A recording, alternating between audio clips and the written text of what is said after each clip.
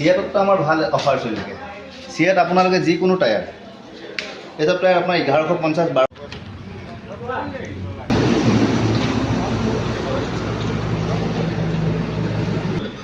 আহক আজি ৰাখমানি টায়াৰ বাইকৰ টায়াৰ অলপ ষ্টক দেখুৱাওঁ। আমি বাইকৰ টু হুইলাৰ টায়াৰত মোটামুটি 5-6টা ব্ৰেণ্ডত কাম কৰি আছোঁ।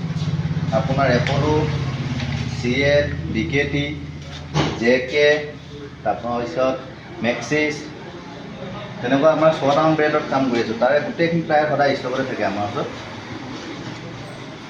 আৰু একেলগে ইমানখিনি কাম কৰা টায়াৰ নাপায় আপোনালোকে। বৰঠাত অকল ৰাখমানি টায়াৰতে কৰি আছোঁ। 6টা টায়াৰ বাইকৰ টু হুইলাৰ ডিলাৰশ্বিপ লৈ ৰখা হৈছে। আপোনালোকে যিটো টায়াৰে বিচাৰি আহক, প্ৰত্যেকটো টায়াৰ ফ্লিপকাৰ্ট, এমেজন নহ'লে মিনিমাম মাৰ্কেট প্ৰাইচৰ পৰা হ'লচেল প্ৰাইচত ইয়াত পাই থাকিব। লাগিলে এপলোৱে হওক, সিয়েটতো আমাৰ ভাল অফাৰ চলি থাকে। সিয়েট আপোনালোকে যিকোনো টায়াৰ, এইটো টায়াৰ আপোনাৰ 1150-1200 টকাত আপোনালোকে আৰামত পাই যাব। চব সিয়েট এনেকুৱা টায়াৰ হওক, সিয়েটৰ লাগিলে 90-110ৰ স্কুটি টায়াৰ হওক, সিয়েটত ভাল ডিছকাউণ্ট চলি থাকে। তাৰ লগতে আপোনাৰ ট্ৰাম্পলাৰ বুলি কয় এপলোৰ, আকৌ সিয়েটৰ আপোনাৰ এইটো ৰয়েল এনফিল্ডৰ নতুন আহিছে